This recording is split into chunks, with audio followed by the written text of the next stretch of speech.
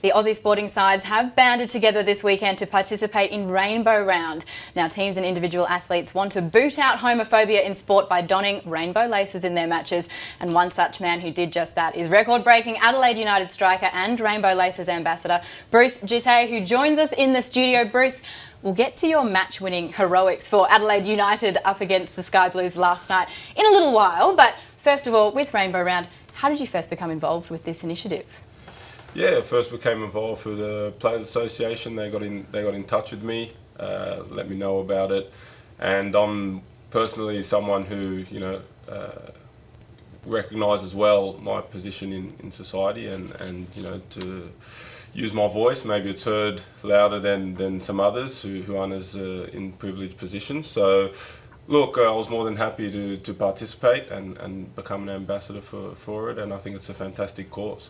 Now, we saw a study released last year where about 80% of participants said that they had either witnessed or experienced some homophobic experiences in sport. Have you ever had any similar kind of stories? Yeah, unfortunately, yes. Especially in men's sport, I think it's very macho. Soccer's not the most macho game, no doubt. But yeah, growing up and those derogatory terms that you hear, less so now, but certainly in the past. So yeah, it's definitely an issue that we need to tackle together. And I think this Rainbow Round is a good first step in doing so. Is that something more you've witnessed in the playground as a kid, or is it happening just as frequently when you're an adult playing in the men's game? I think it happens more in the lower levels, more amateur styles. It wouldn't happen in an A-League game, because the sanctions, etc., would be pretty harsh, I'd assume. So yeah, it's rife, but I think because it's not socially acceptable, it sort of goes more underground. But if you're amongst friends and that, then certainly, you hear those derogatory terms, and, it's something that you have to be conscious about and try to cut out. Now, we've seen sports people and athletes like yourself, David Pocock, Shani Layton, even Jonathan Thurston last night, gets right behind this initiative, wearing those rainbow laces. What do you hope that a round like the Rainbow Round could maybe achieve or possibly encourage in terms of the wider footballing codes in general? I think the key is really to raise awareness. I think that's where it starts.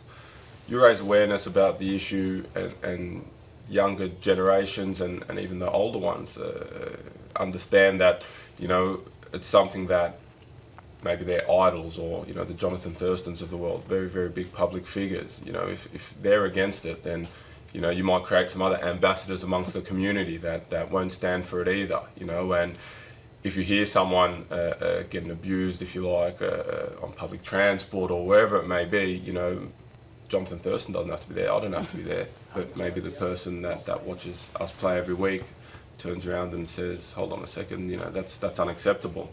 And if you raise that awareness and then you can build the education into that, I think you can really start to make a difference in society. Oh, it's such a great initiative, and hopefully we will see many more of these to come. Now, let us turn to your performance last night. Adelaide United 2-0 winners over Sydney FC. You scored every goal in that match. How well are you playing? I think the team's playing very well. You're being very modest. Yeah. Well, honestly, soccer is actually one of those games where one person, unless it's Messi or Ronaldo, really can't make the difference.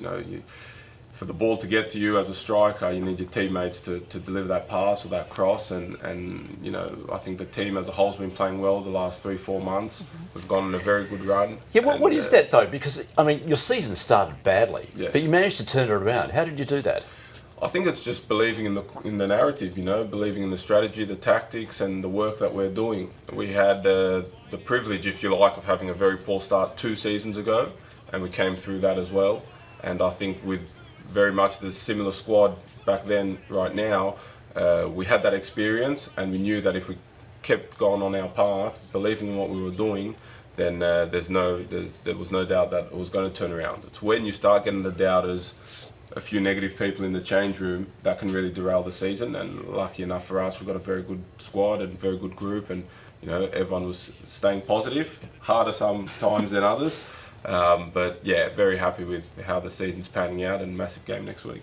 Has the chat in the change room changed now to one of pretty much confidence that you can win this year's title? Yeah, certainly. I think that became apparent maybe 7-8 weeks ago. That it was kind of like, hold on, if we keep going down this path, then there's no reason why we can't catch up all the points. You look at the table now and you think, in the first 8 games, if we just drew one more or one more of those games, we'd be in a better position. But look, makes for a fantastic end to the season, and next week we look forward to playing Melbourne City in Melbourne. Oh, well, we wish you all of the luck. Bruce Djite, Adelaide United's goal-scoring machine, I should really say, and I'm expecting a few more as well for the rest of the season. Thank you so much for joining us. Thanks for having me, guys. Cheers. Thank you. Yeah, even if you're not an Adelaide fan, you got to admire it. Love this run. We love an underdog. All on the Reds train. It's fantastic form. Excellent. Thank you, Georgie. Thanks, guys.